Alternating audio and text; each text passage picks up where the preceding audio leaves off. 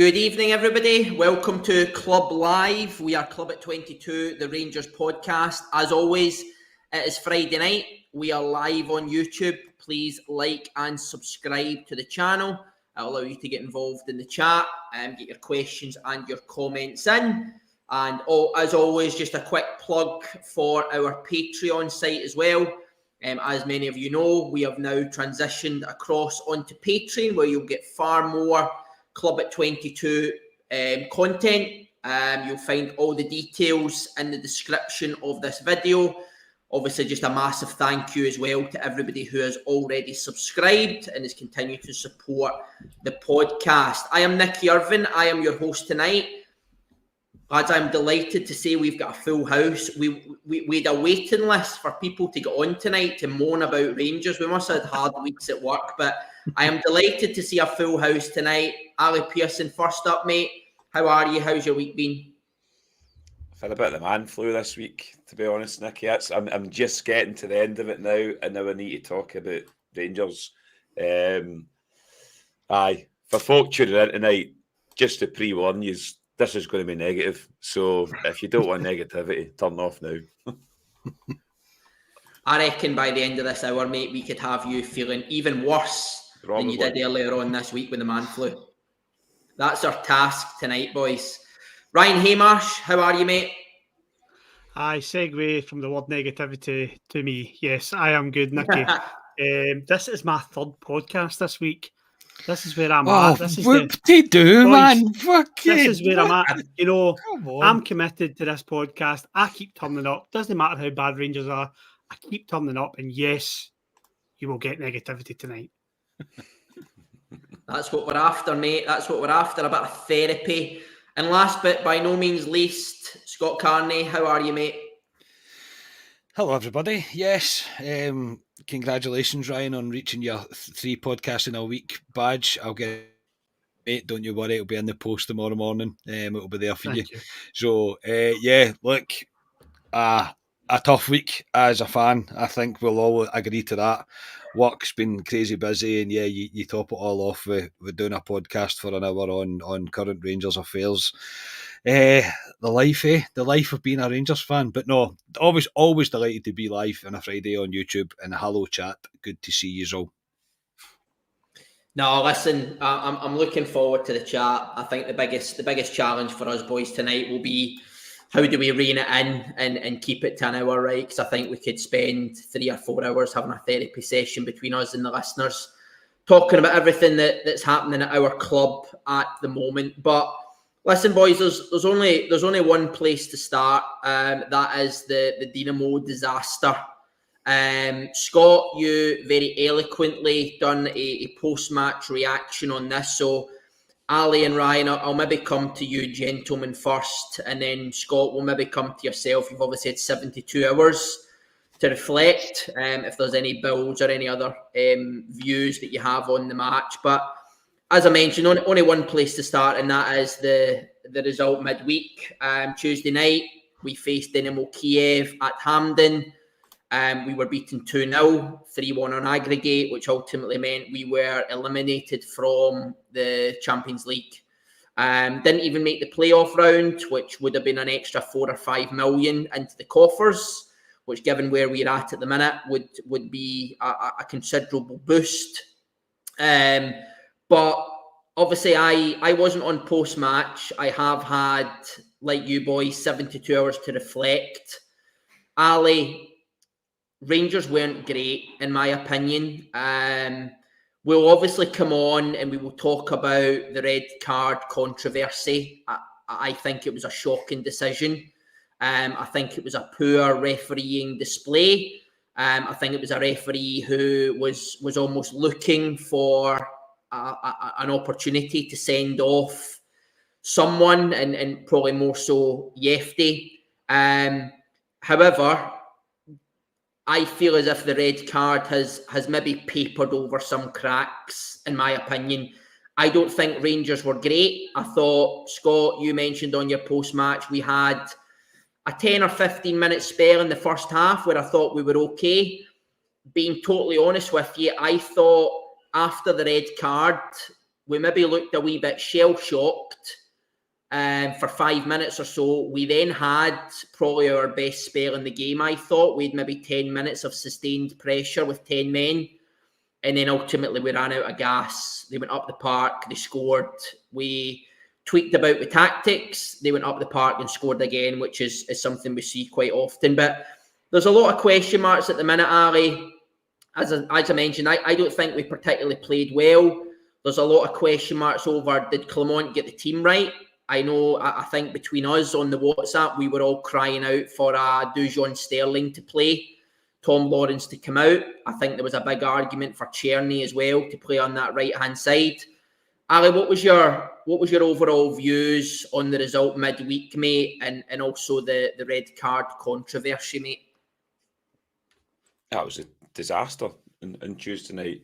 The red card. Let's not sugarcoat the red card. The red card changes the game.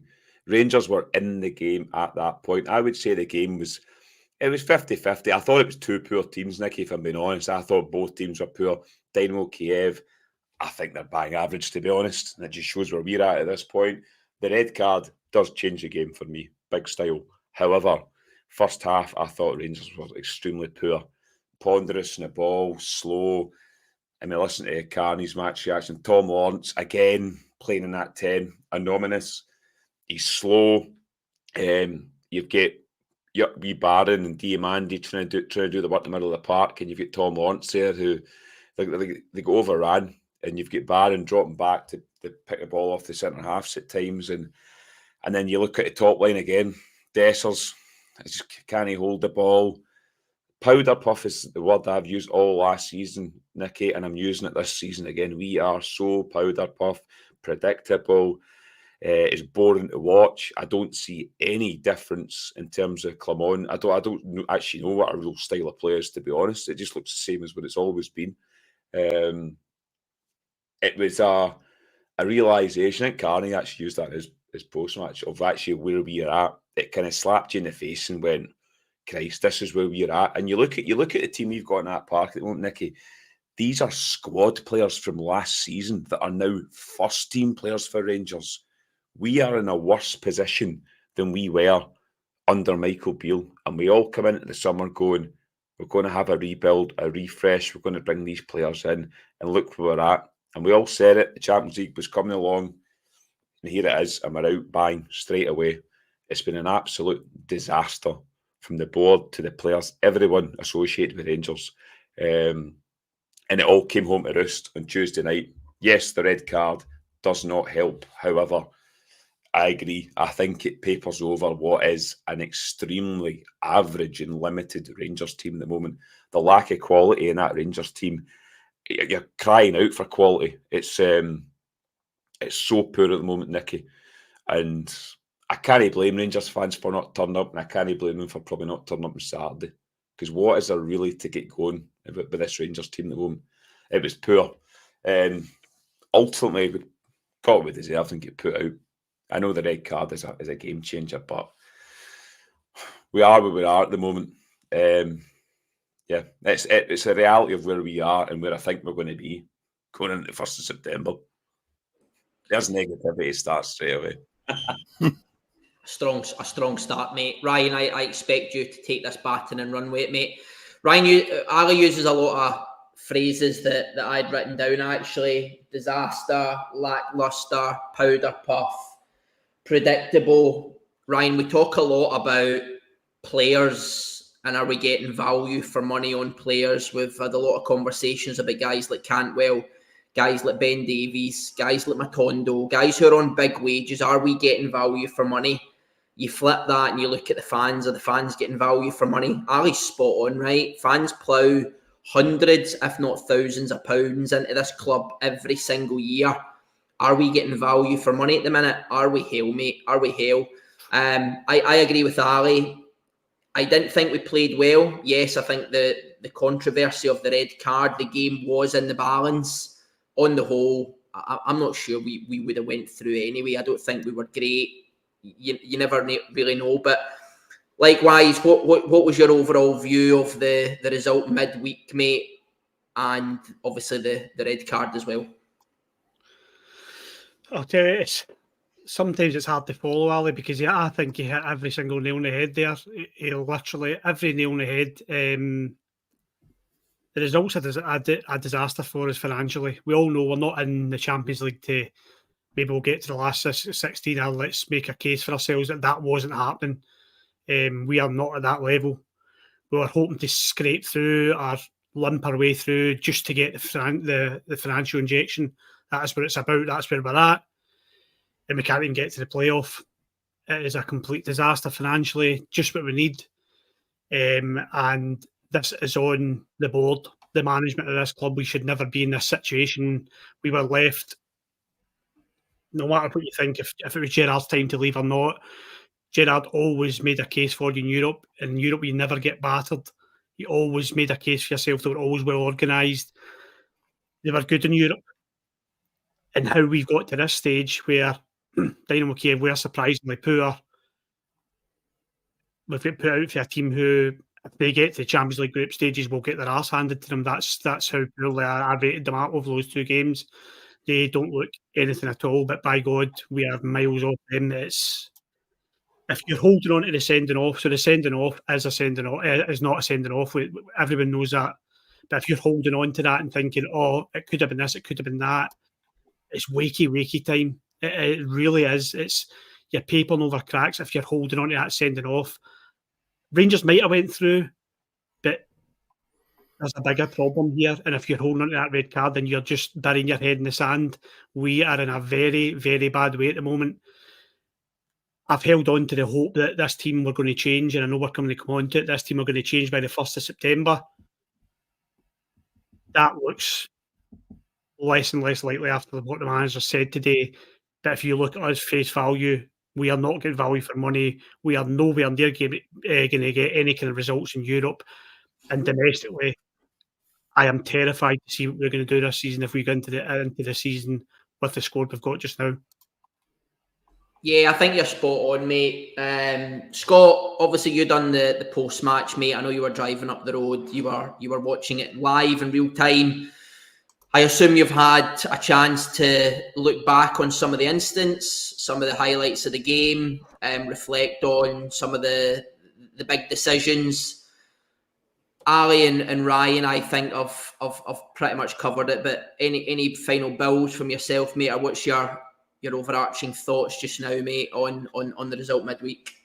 Yeah, I think to provide some balance about the way I think about things is, I agree that I don't hide behind the red card. I don't think that we were a million miles away from getting through, and that money injection would have made all the difference.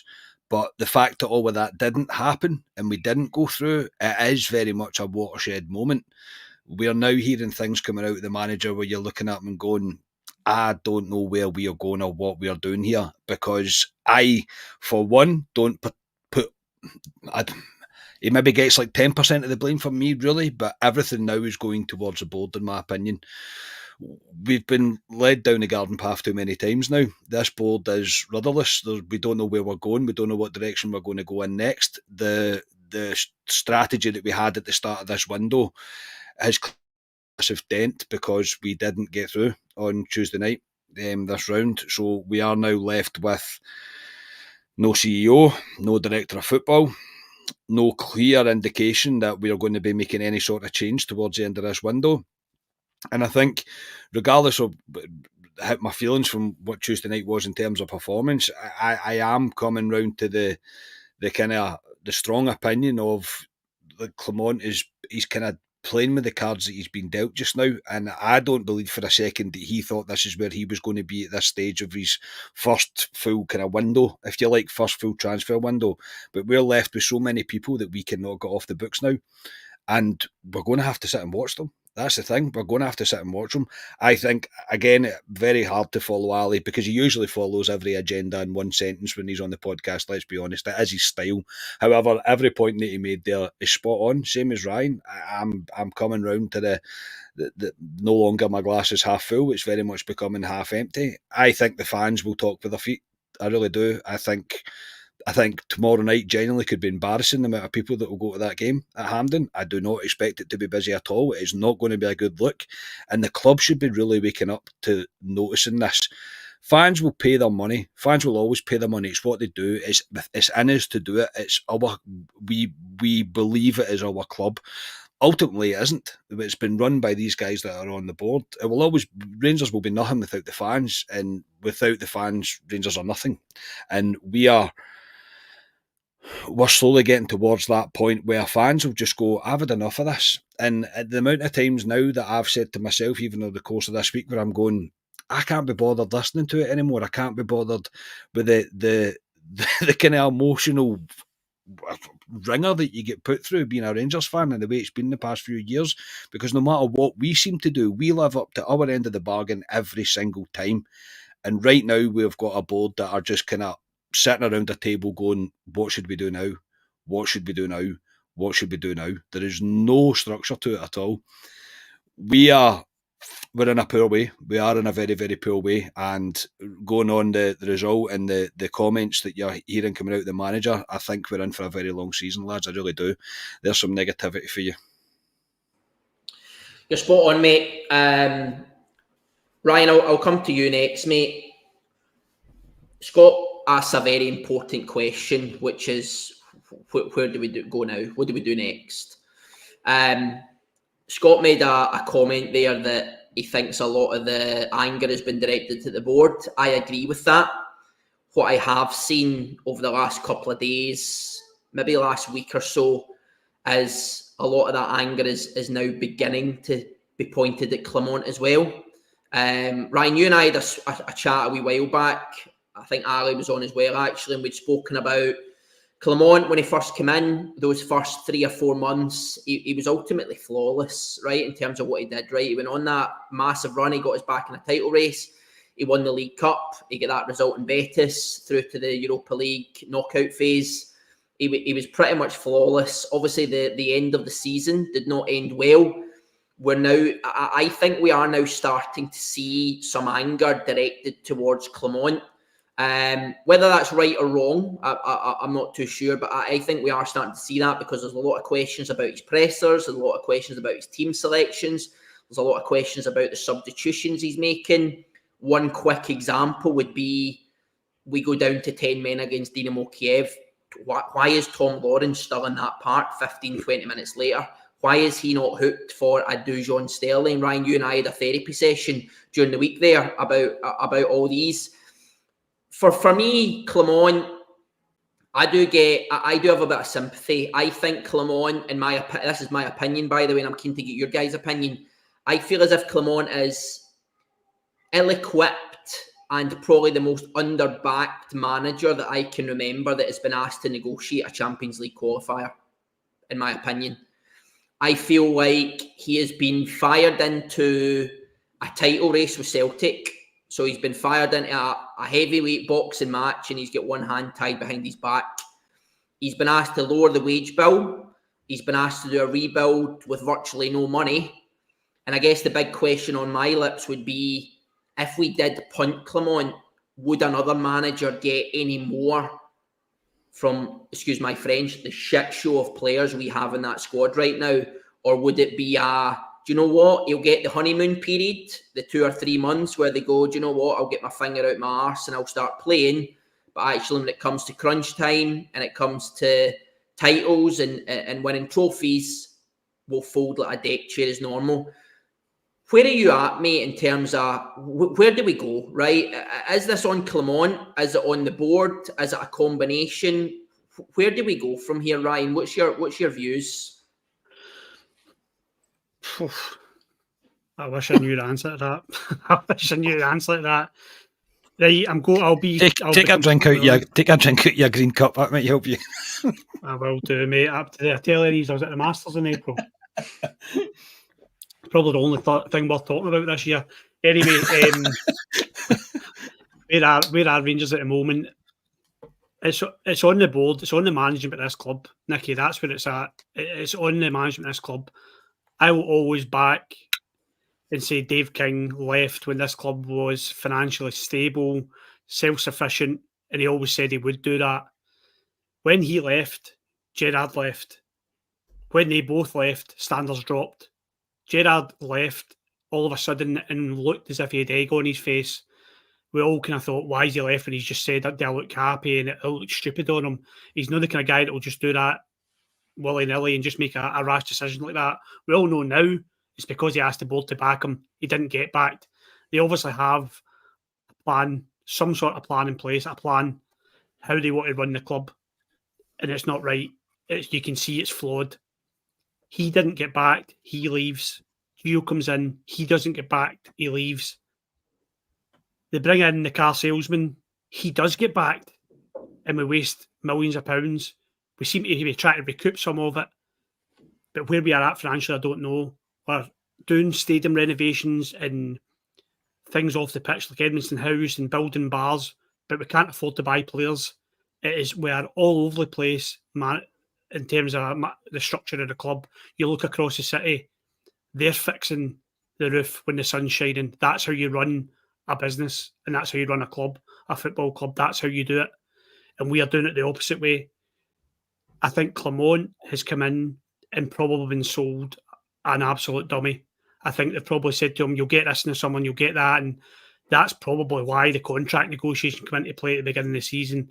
He had years left in his contract. He's just in the door, less than a year, and he renegotiates a contract.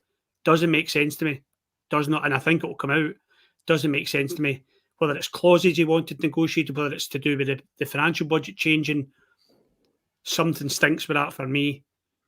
This is not on him. However, I will caveat that with, however, he does not look great just now. He's nipping back at fan media. He nipped back at Edgar the other day there in the presser about being questioned about his rebuild and about Danilo's walk. You can't do that. Fan media, especially the likes of Heart and Hand, they are on your side. They will back you to the hilt. If you do that regular, there's starting to be holes in your armour. It won't work for you.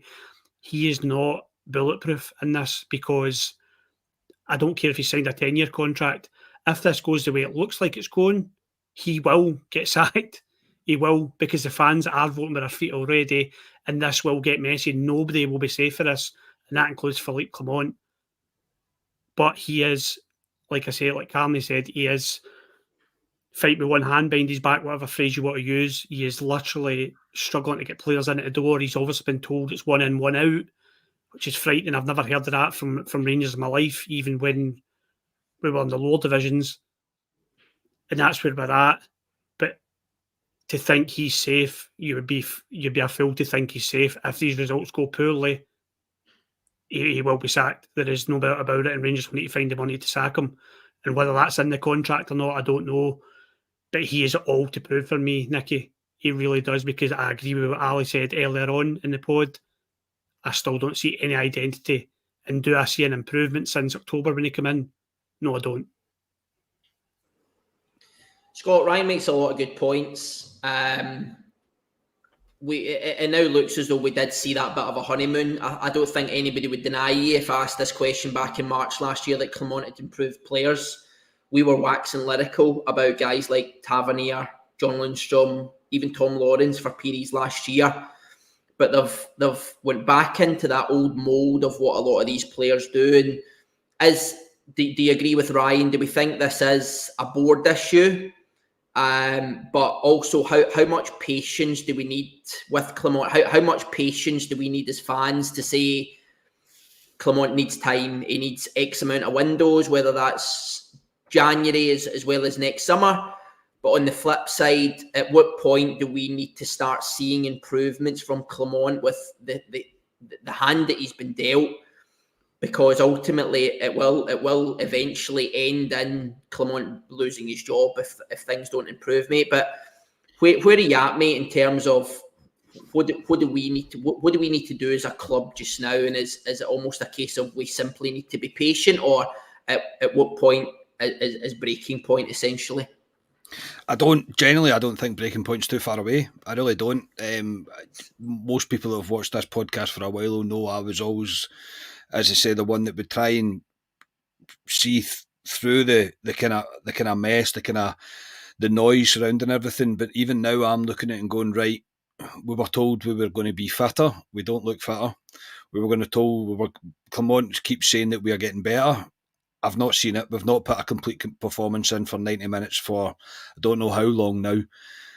The players that he's brought in, we still haven't seen. No idea where he is or what he's doing. Not a clue. Danilo, again, with the walk that he was kind of circling around, doesn't look like he's fit. I've never seen him walking like that before. Not that I've paid really close attention to it, but we're at the point, again, where we are in a position that, again, I'll repeat what Ali said, we're in a worse, the squad is worse now than it was when he took over. Now, there's contributing factors to that, don't get me wrong, that obviously Golchin went, etc. We've moved a lot of players out. Not that I'm saying that they were the answer, they weren't, but we are looking for quality to be added to the team, and it's not really happened as much as we thought it was going to. How much blame do I put on Clement, or how much time does he get? I think the board, I understand what Ryan's saying about the year extension. It was a wee bit out of left field. I don't think we were expecting it. However, the board have done that in order to protect him, and I think they've done that because they won't sack him. I think he's got at least this full season.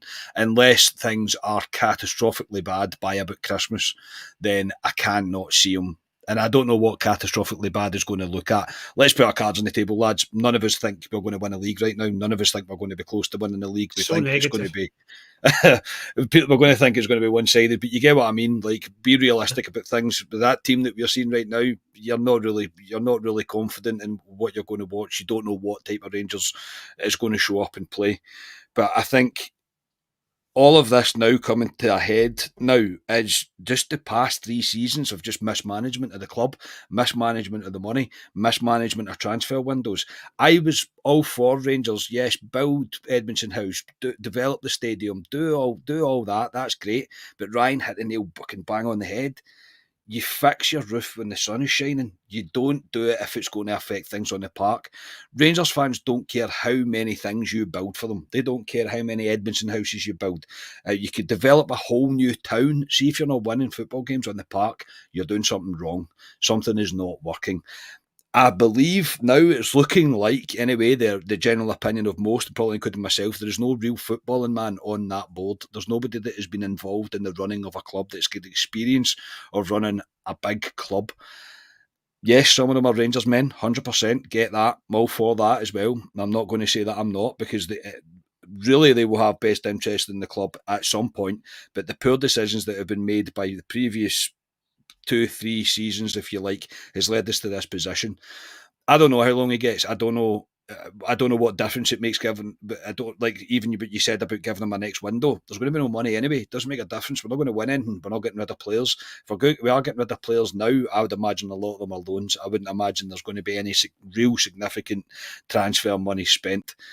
And yeah, with the add-on of the frustration around Ibrox having to go to Hampden, you name it, everything right now leaning heavily on top of the board, and the fans will lose their patience. It will happen. We'll go, no anymore, I'm not doing that anymore. I'm not buying 3 tops anymore. I'm not buying 4 tops anymore. I'm not buying all the training kit. I'm not buying your European package deal. But all of that, it will happen, which again is going to negatively affect our club. I don't know, mate. Right now, I'm really struggling for positivity, as you can probably see. I'm really struggling to pick out something that I can go, you know what, this is what we're doing, because right now it's not clear. It really isn't clear. Time will eventually run out, and nobody gets the time at Rangers. I do think Clement will at least get the season, but the board are the ones that are going to come under real scrutiny now. The real scrutiny now, because the fans are reaching the end of their tether. Yeah. Ali, Scott makes a lot of brilliant points, mate. I don't know if any of you've seen the TalkSport interview midweek. Graham Souness very much alluded to we are being run at the moment by people who don't have a clue, and from a football perspective, which I think is what Scott has mentioned. I agree with Ryan and Scott. I think Clement does not come out of this watertight, but I think the vast majority of the blame lies at the board's door. And I agree also that, yes, it's lovely to have these upgrades to our stadium. It's lovely to have these upgrades in and around the stadium. But if it is a trade-off between upgrades in and around the stadium and maintaining or improving standards on the park, I'm pretty sure I know which side of the fence every single one of us would lie on. Ali, I am absolutely petrified, mate, that the squad that we are seeing right now is the squad that we are going to be asked to challenge for 3 domestic trophies and the Europa League group stage with. Clement made a couple of comments today and over the last couple of weeks. He has very much alluded to this trading model now, that it is 1 out, 1 in, which, to Ryan's point, is one that I never thought I would hear as be as strict as. He also mentioned that several players have been told that they are not in Rangers' plans, but are still in the building. And it sounds as though these players have been told this weeks, if not months ago. I'm thinking players like Todd Cantwell, Yanis Hadji, Ben Davies, Matondo. There will be many others, guys that we have harped on about for many, many weeks and months, Ali. What the hell do we do? How do we stop ourselves getting into this season with the same squad, mate? Is there anything we can do to get these guys out the door, get them on the wage bill, and allow us to try and bring in some quality additions that will bring this team on? Or are you resigned to the fact that what we are seeing right now is likely going to be the team that is going to at least challenge until January, until we get another opportunity? I think Clement's basically told us to, I know I say this all the time, podcast, strap yourself in. Yeah, because he's come out, he said it after the game on Tuesday night, we didn't obviously get that money that we would have got if we get through, and this rebuild isn't going to happen in this window. That's what he said. And he's also said we need to get players out the door. The problem is, Nicky, Rangers have shown their cards to these teams out there. You've got your Hadjis, your Cantwells, all these players that we want to get rid of. Teams know we want to get rid of them. So teams will sit tight. I think teams will sit tight right up to the last hour and they'll have a wee go at Rangers. And it'll be, God knows what it'll be, but I honestly think we're going to be going into the 1st of September, where it is, with pretty much this core group of players. I can maybe see us scrambling about in the last day, maybe getting the odd loan or something. I think that's where we're at, which is shocking to say that, because we need first team players to come into this squad and to build into future windows going forward. Even guys like Cherny we've brought in, he's a guy he's on loan. Is he a guy that building for the future? Probably not. So you look at the transfer business we've done. Carney rhymes off Igaman, don't know where he is. Inciala, which is a project player. You could get through them all. Connor Barron, I like him, but was he coming in as a first teamer? No. Jeffy, was he coming as a first teamer? No. Where we're at, shocking. And I honestly think in 2 weeks' time, I mean, it's went silent again. We said it last week, there's 3 weeks to go. Here we are now, there's 2 weeks to go. There is no rumours, there is nothing.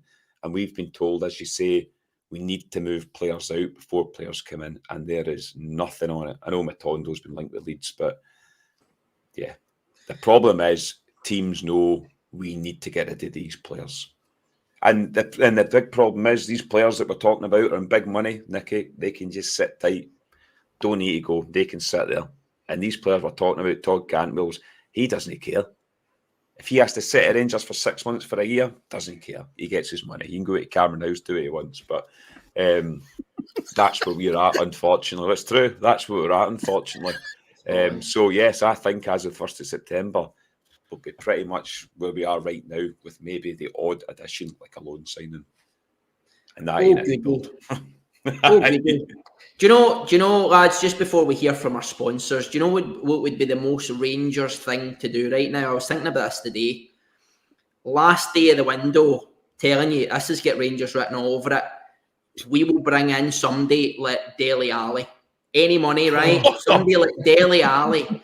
A guy who's not kicked a ball in 4 years, 150 grand a week wages. We'll pay 6% of it because they'll think the fans will go on board. It's like Aaron Ramsey 2.0, mate. That's what I'm expecting. I can see John Bennett outside Ibrox and he's got the scarf like that. Cheers, John. Rangers It'll fan. be that. It'll be that, or Alfredo Morelos comes back on a 6-month loan. You'll be like, Stop, boys. Stop. Yeah, Kamara still looking for a club, and so is Ryan Jack. Do we get them back? Come on. yeah. The old band could be getting back together. Hey ho. Right, let's hear. Time for a word from our sponsors. So, gentlemen, do you want your grooming routine to be one and done deal? Well, the days of using the same trimmer for your face and your private parts are over thanks to our friends at Manscaped. They've come up with the ultimate package to keep your hairs trimmed. Introducing the Beard and Balls bundle featuring the Lawnmower 5.0 and the Beard Hedger, a trimmer for the moneymaker and another for the boys downstairs. Get 20% off and free shipping with the code CLUBAT22 at manscaped.com. That's 20% off and free shipping with the code CLUBAT22 at manscaped.com. For the premium grooming experience, trust Manscaped. First up, your ball's new best friend, the Lawnmower 5.0 Ultra. This trimmer gets it right the first time. It is gentle on the skin and your delicate places. With the 2 interchangeable skin-safe blade heads, you can choose between a precise trim or a smooth finish, and it's waterproof. Next, let's talk about the Beard Hedger. Whether you're going for a neat stubble or a full-on lumberjack look, this trimmer has you covered. Featuring a titanium-coated stainless steel T-blade and 20 length options, you can achieve any style you want with just a twist of the zoom wheel.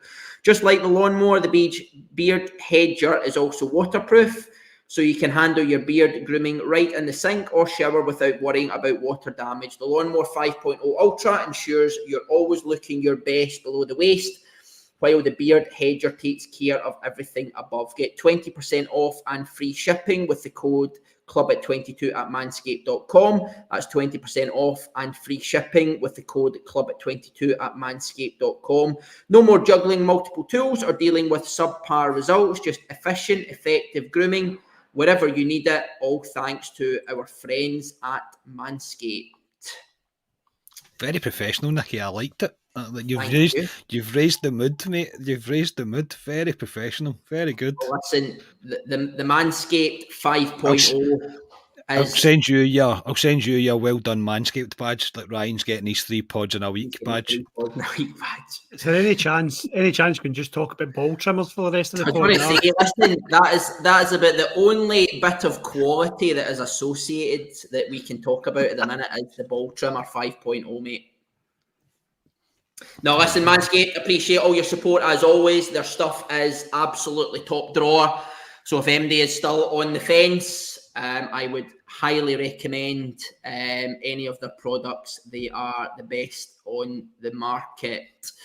Scott, I'll maybe come to you next, mate. Obviously, we've spoke a lot about the squad and what we need to do. It looks very likely that we will go into the 1st of September fixture against Celtic with a similar team to what we are seeing at the minute. I made a comment a couple of weeks ago that was met with a similar reaction to Jamie Desser's comment at the live show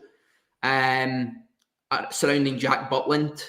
I said at the time I would be looking to move Jack Butland on, not because I don't rate Jack Butland, but I think I was just I was probably being quite realistic about where we were. Right, I felt at that time that the financial situation did not look good.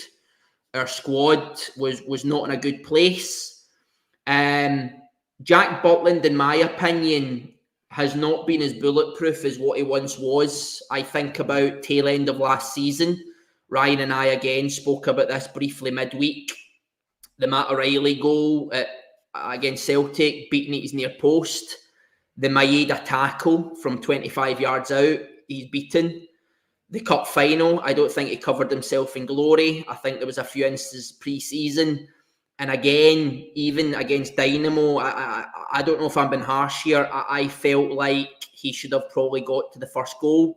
I will avoid getting into an unnecessary discussion again about Tom Lawrence and him prancing about and jumping over the ball. But I felt as if he was beat far too easily at the near post. Given where we are now, Scott, and what you've seen with your own eyes over the last few weeks, where are you? If we have suitors for Jack Butland, Premier League teams who have deep pockets, mate, is he one we should realistically be looking to move on now? If it means that we can invest 10 million quid in 3 or 4 players that is much needed in the starting 11 now, mate, where are you at with Jack Butland and what we should be looking to do? I don't think it's absolutely wild to have your train of thought, mate, and where you're going in terms of Butland is the highest sellable asset that we have. That's the one that we could recoup the most money for. Absolutely no doubt. He will also be on a very significant wage to be here. I'm kind of at the point where I would go what Ali said. I keep saying that. It feels unnatural to agree with everything that Ali says. It really does. But we've shown our cards. Rangers have shown their cards. We won't get the value for players that we want for the players now because everybody knows that we're looking to get money in order to reinvest it back into the squad. So I wouldn't want to undersell him because I think there's a decent bit of money for us to be made there. On the other hand, you're looking at what we currently have. I don't think selling Jack Butland will immediately fix the problem because I still think we'll be left with an inflated squad with players that are not good enough to play for the team, and we would only be investing in maybe 2 or 3 players to come in with that money that would again make the squad even bigger, if that makes sense. I think I'm kind of getting towards the point that we have to now, when we've said this, that we need to be ruthless now.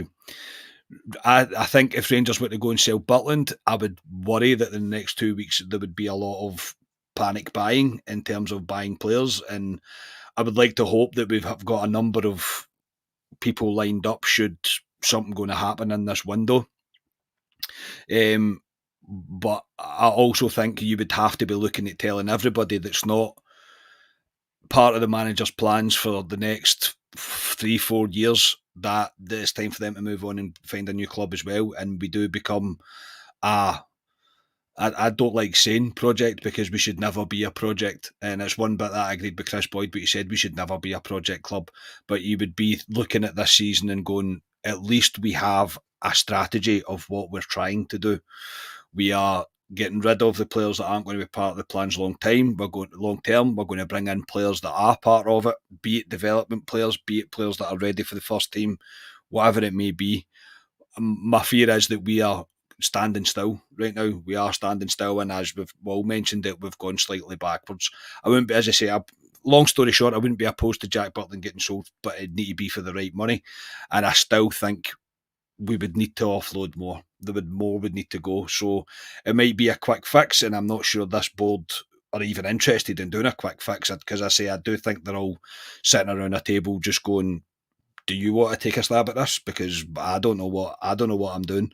So we're in a catch-22. I really do think we're in a catch-22. But look, they're going to need to try and do something. If Butland is one that's going to need to take the hit for moving on, and it's the one that we can sell, and there's going to be enough there for us to do it, then I would 100% do it, because we're in a bad way throughout the squad. We can see it now, and all of a sudden the injuries are creeping up again as well. So yeah, it would be a sore one, but if the money's right, I would do it. Ali, Scott makes a good point. I think around the quick fixes. Listen, there's going to need to be a quick fix, right? Because they're going to find 20,000 folk at Hampden tomorrow, no doubt, right? And they're going to need to start doing things to bring those fans back.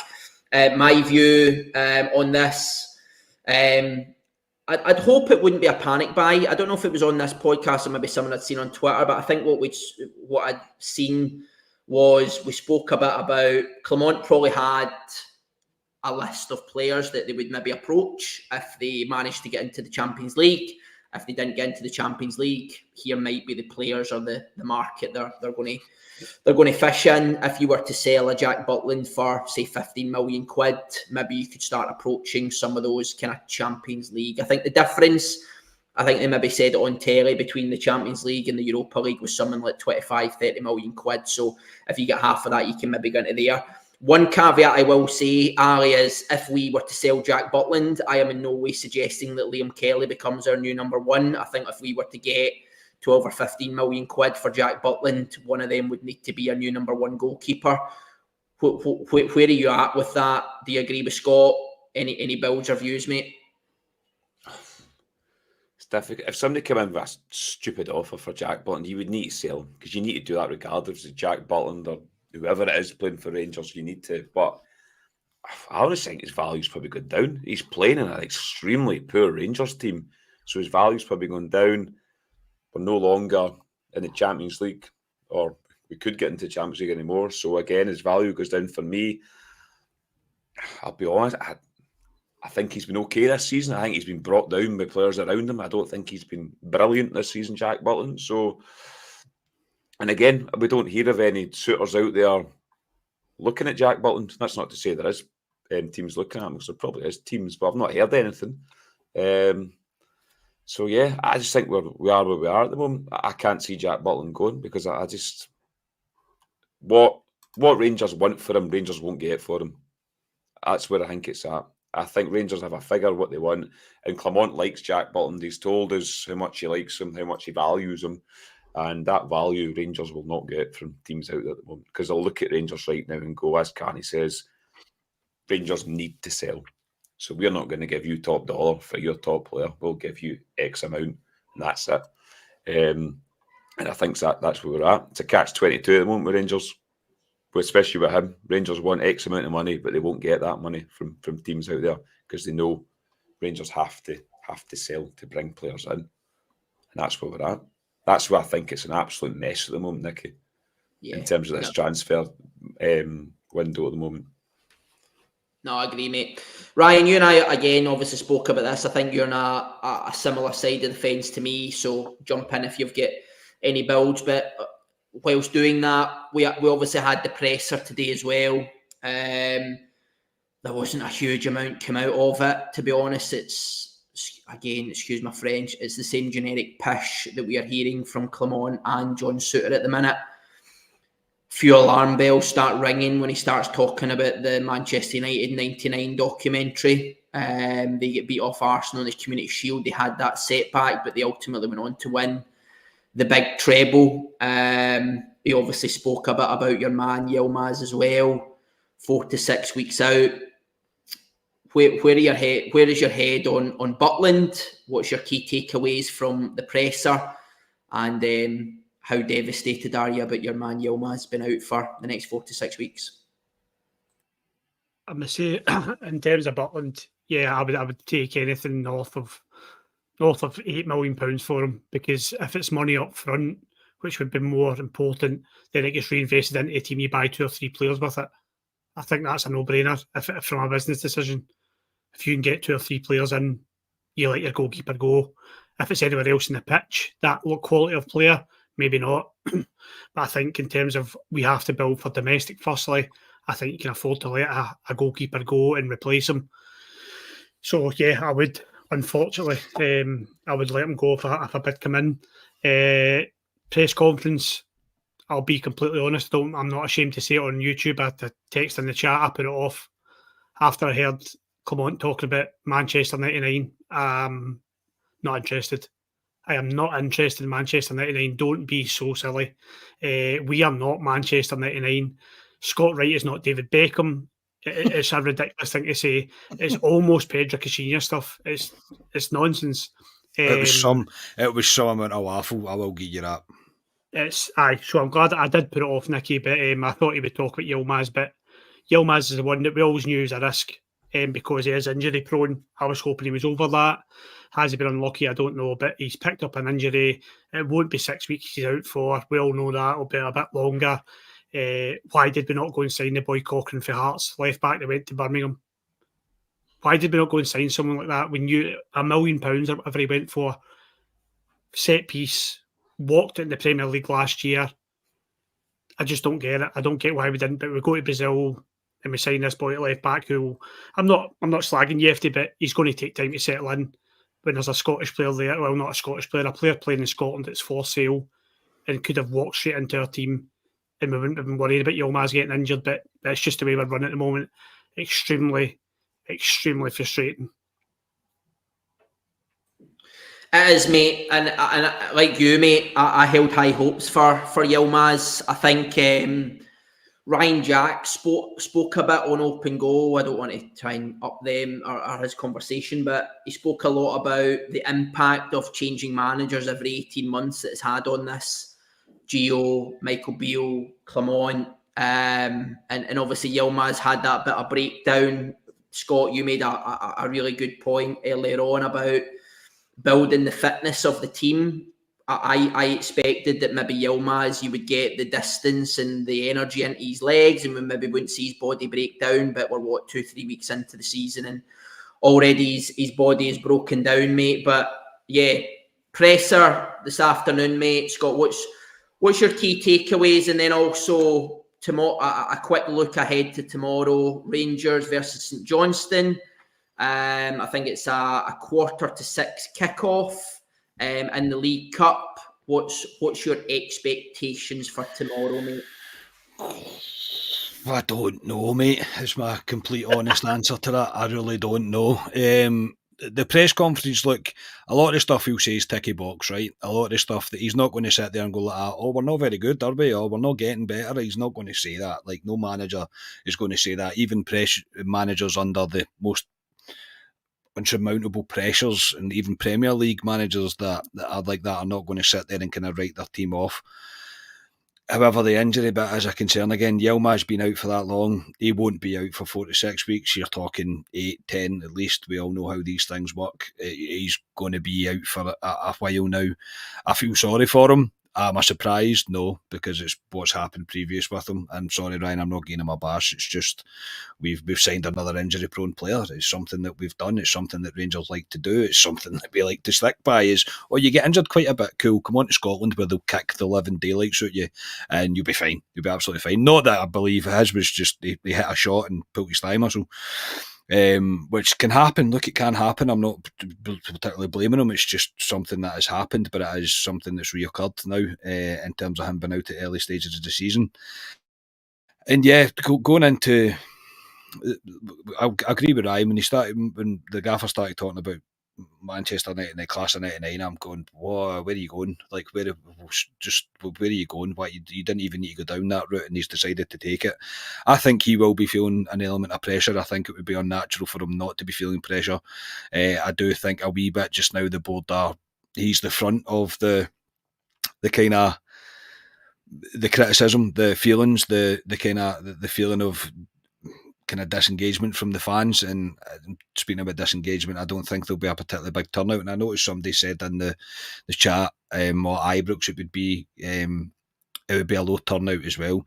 In my opinion, at 5:45 on a Saturday at Ibrox, if we were playing, that place would be doing okay, because a lot of people would make a day of that, because a 5:45 is a good time to go out for a few pints beforehand, etc., all that. And I think there would be more people.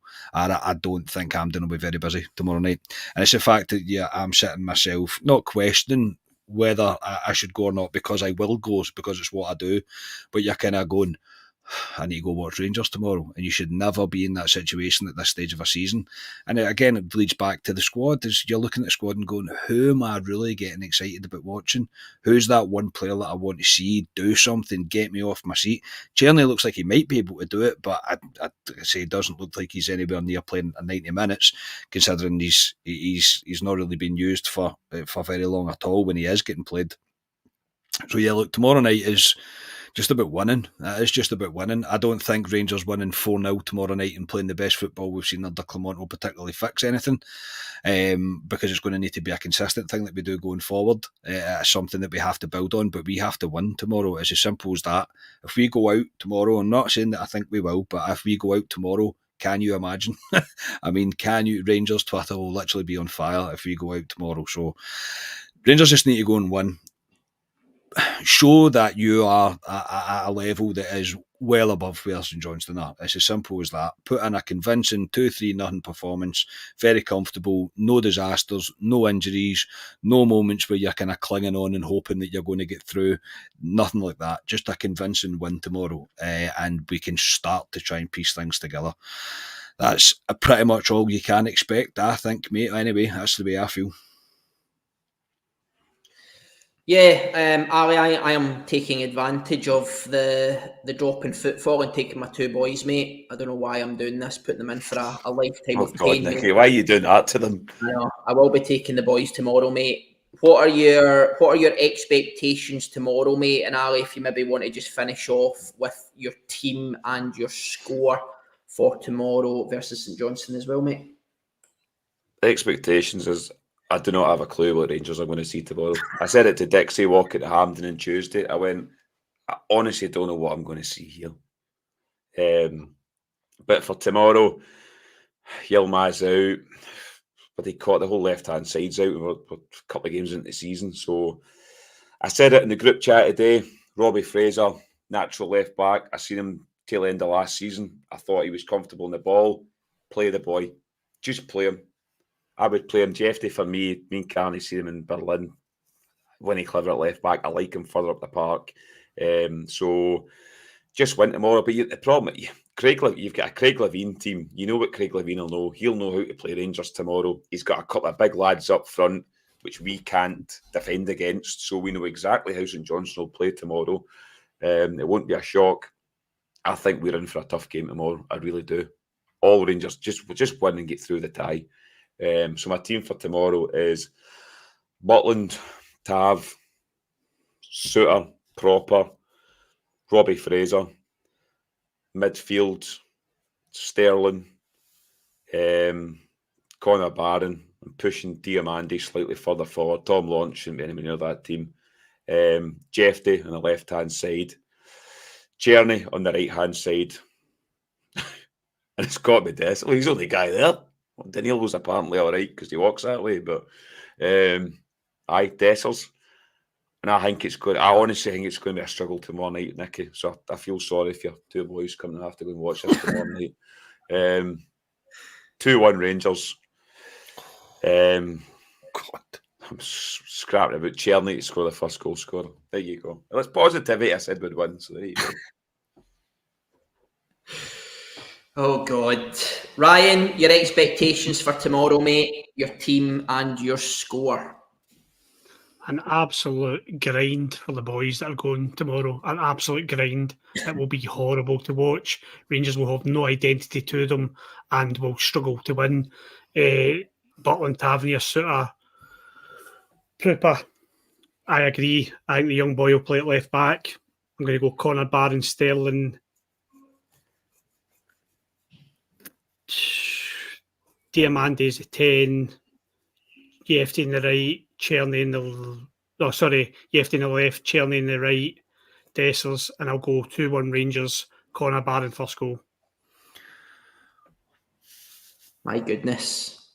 Scott, you've given us your expectations for tomorrow, mate. What's your team and your score? Exactly the same team. As the two boys have picked there. I don't see any different. I think he might as well play Robbie Fraser. I've got nothing really to lose. He might play Jeffy at left back and play Matondo. Yes, you might play Matondo. A sign of where we are, really. Trying to get to the and take them, maybe. I think we're going to need to try and do something. I would like that. If Danilo's fit and if he's not talking nonsense, then it would be nice to see Danilo start tomorrow to see if there's anything there. Just to see something a bit different. No disrespect to Dessers, but you're looking at the rest of the squad and thinking, where would you change? Who could you bring in? And there isn't anything there. There's nothing that will stand out to you. So, yeah, I'll go with the same. I agree with Ali. Tom Lawn should be nowhere near that team. He really shouldn't. And I'll go for slightly more positive. I'll go for 3-0 Rangers. Dessers hat-trick. No, you're at it. I'm not. I'm genuine. I'm putting the bet on as we speak, mate. As we speak, the bet is going on.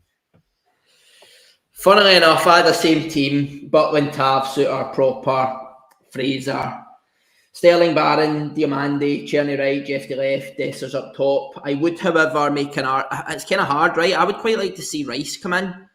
I don't watch a lot of the B team, but the clips I do see, Rice looks great in that 6. Always looks forward.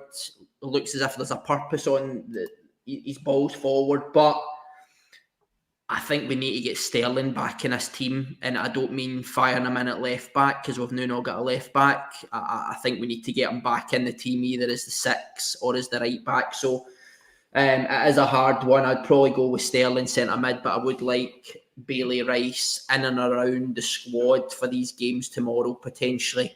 Right? If these boys, we've been talking about Bailey Rice for ages, right? If he's not ready yet, is he ever going to be ready, right? We were talking about him being ready when Beale was in the frame, and he's still kicking about B team. At what point are we going to see these boys? At what point are we going to give these boys a chance to break in? But funnily enough, I had 2-0. I do expect a wee bit of a reaction. I don't know if I'm just being daft here, but I do expect a wee bit of a reaction. And I'm going to go Dessers as first goal scorer, just simply because I can't see anybody else. I can't see anybody else scoring a goal in that team, to be perfectly honest with you, mate. So, hey-ho, we've got a mixed bag. We've got a couple of 2-1s. We've got a 2-0 and a 3-0. So, I don't know. We'll probably get beat 2-0, maybe. Hey-ho. We'll see how it goes. Listen, I said we'd quite confidently fill an hour. We've done that. We've tried to keep it as as positive as possible. But listen, it's all about opinions. I think the 4 of us are just trying to be realists here in terms of where we are. But yeah, listen, it's been a somewhat enjoyable hour anyway. So listen, lads, thank you all for joining. Ali Pearson, firstly, thank you, mate. No problem. I was going to say I'm looking forward to watching Rangers tomorrow and going to Hampden, but I'm really not, to be honest. I am looking forward to seeing Danilo come in the park tomorrow. That should be good to see him for 15 minutes. Until he gets down injured. Aye. I'll tell you what, by the way, see if Danilo's not on the bench tomorrow, by the way. See if he's not on the bench tomorrow. It's because he's off being a John Wayne impersonator, that's why. Yeah. Ryan Haymarsh, thanks for joining, mate. Thank you, mate. Totally agree with your point on Bailey Rice. Obviously, if you remember, he did break into the first team, and his first team breakthrough was put to a grinding halt by Mr. Clement. Enjoy your day tomorrow. I take it you're not going, right? No, are you going tomorrow? No, I'm not going. I'm going a day out tomorrow. I've chosen to go and enjoy myself tomorrow, boys. So, but I would definitely recommend having a few beers on me tomorrow before you go to the game. Okay. Out enjoying yourself instead of watching Rangers, mate. That will never catch on. All right. Scott Carney, thanks for joining, mate. Yes, always a pleasure. Always good to get a chat involved in that as well. Really do appreciate you all. As I say, we look, end of the day, we're always going to sit here and tell you the truth and how we feel, because that's what we do. It's exactly what we do. I ain't going to try and sugarcoat anything. I wouldn't be doing myself any justice or use any justice for that matter. But yeah, it's a state of affairs that we find ourselves in just now, and we're going to need to ride this out. And I just don't know how long that ride is going to be, unfortunately. But yeah, thank you, chat. Thank you, guys. Obviously, if you're looking for anything a wee bit different, there is shows over on our Patreon. Just a wee plug for that. That's talks about yesterday or different days, not current affairs, something to take your mind off things for a wee bit. There's plenty to escape with over there, so please come over and check it out there. But yes, thank you everybody, and I really, really, really hope that your team win tomorrow. Scott, you took the words right out of my mouth, mate. Yes, I thank you to everybody who's already on Patreon. For anybody who hasn't, there is a shitload on there that is a hell of a lot more positive than the last hour and 3 minutes has just been. We're talking Dick Advocate transfers. We're talking superstars that played for this club. None of the nonsense that we are witnessing every single Saturday right now. So, yep, massive thank you to everybody who joined tonight. All your comments, everybody who liked and subscribed to the channel. We will be back tomorrow for a reaction after the game. Let's hope it's a positive one. If we don't speak to you, have a great weekend all. We have been Club at 22, the Rangers podcast. Cheers all.